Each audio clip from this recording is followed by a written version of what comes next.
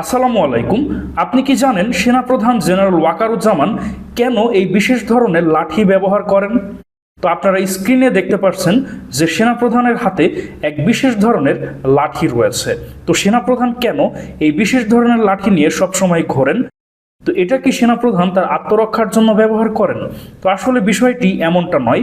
সেনাপ্রধান যে বিশেষ ধরনের লাঠি ব্যবহার করেন এর বেশ কয়েকটি নাম রয়েছে, যেমন সোয়াগার স্টিক, মালাকা কেন, কমান্ড ব্যাটন বা স্টাফ ব্যাটন ইত্যাদি। তো এই বিশেষ ধরনের লাঠি যে শুধু সেনাপ্রধানই ব্যবহার করেন বিষয়টি এমন নয়। তো সেনাপ্রধান ছাড়াও সেনাবাহিনীর উচ্চপদস্থ কর্মকর্তারাও এই বিশেষ ধরনের লাঠি ব্যবহার করেন, যেমন brigadier general, major general, lieutenant general এবং জেনারেল এ সমস্ত র্যাঙ্কের কর্মকর্তারা এই বিশেষ ধরনের লাঠি ব্যবহার করেন। আর শুধু তাই নয়, সেনাবাহিনীর লেফটেন্যান্ট কর্নেল এবং কর্নেল র্যাঙ্কের কর্মকর্তারাও এই লাঠি ব্যবহার করেন।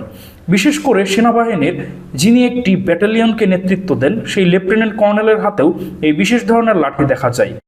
যেমন বর্ডার গার্ড বাংলাদেশ বা বিজিবির একটা ব্যাটালিয়নকে নেতৃত্ব দেন সেনাবাহিনীর একজন লেফটেন্যান্ট কর্নেল, তো তার হাতেও এই বিশেষ ধরনের লাঠি দেখা যায়। আর সেনাবাহিনীর একটি রেজিমেন্টের নেতৃত্ব দেন একজন কর্নেল র্যাঙ্কের অফিসার এবং তার হাতেও এই বিশেষ ধরনের লাঠি দেখা যায়। তবে এই লাঠি সব থেকে বেশি ব্যবহার করেন সেনাবাহিনীর জেনারেল অফিসার র্যাঙ্কের কর্মকর্তারা, অর্থাৎ ব্রিগেডিয়ার জেনারেল যিনি একটি ব্রিগেডকে নেতৃত্ব দেন, মেজর জেনারেল যিনি একটি ডিভিশনকে নেতৃত্ব দেন, লেফটেন্যান্ট জেনারেল এবং জেনারেল, আর জেনারেল হচ্ছেন সেনাপ্রধান। তো এই চারটি র্যাঙ্কের কর্মকর্তারা এই লাঠি বিশেষভাবে ব্যবহার করে। তো সেনাবাহিনীর উচ্চপদস্থ কর্মকর্তাদের এই বিশেষ লাঠি ব্যবহারের ইতিহাস অনেক পুরাতন।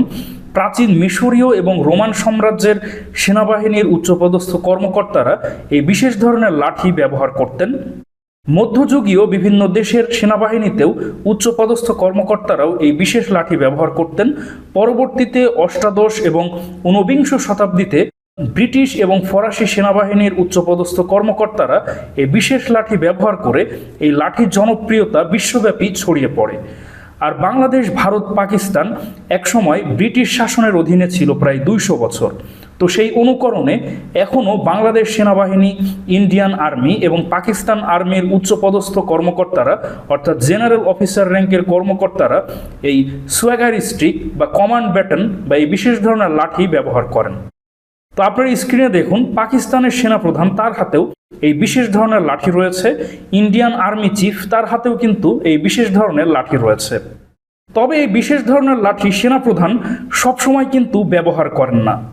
তিনি যখন ইনফর্মাল ড্রেসে থাকেন তখন কিন্তু এই লাঠি ব্যবহার করেন না। তিনি যখন তার ফর্মাল সেনাবাহিনীর ইউনিফর্মে থাকেন, যখন কোনো একটি ব্রিগেড, রেজিমেন্ট, ডিভিশন বা ক্যান্টনমেন্ট ভিজিট করেন তখন কিন্তু তার হাতে এই বিশেষ ধরনের লাঠি থাকে। আর সেনাপ্রধান যখন কোনো একটি কুচকাওয়াজে অতিথি হিসাবে যান অর্থাৎ প্যারেডে যান, সেখানে তিনি যখন সেলুট দেন বা যখন বিএমএ লং কোর্সের কোনো একজন ইন করে বা তাদেরকে সার্টিফিকেট প্রদান করার দিন থাকে, সেদিনও কিন্তু সেনাপ্রধান এই বিশেষ ধরনের লাঠি ব্যবহার করেন। আর সেনাপ্রধান যখন বিদেশে কোনো দ্বিপাক্ষিক সামরিক সফরে যান তখনও তার হাতে এই বিশেষ ধরনের লাঠি থাকে। আর সেনাপ্রধান যখন শপথ অনুষ্ঠান হয় অর্থাৎ সেনাপ্রধান যখন দায়িত্ব গ্রহণ করেন তার যে শপথ অনুষ্ঠান, তখনও কিন্তু এই লাঠি ব্যবহার করেন। এবং তিনি যখন অবসরে চলে যান এবং নতুন সেনাপ্রধানের হাতে যখন তিনি তার দায়িত্ব বুঝিয়ে দেন তখন কিন্তু তার এই লাঠিটি নতুন সেনাপ্রধানের হাতে হস্তান্তর করেন।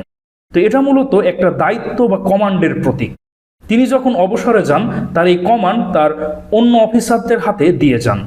এক কথায় এটা আসলে সেনাবাহিনীর একটা ট্রেডিশনাল, একটা ইউনিফর্মেরই একটা অংশ বলা যায়, যেটা ব্রিটিশদের অনুকরণে এখনও বাংলাদেশ, ভারত, পাকিস্তান সেনাবাহিনীর উচ্চপদস্থ কর্মকর্তারা ব্যবহার করে।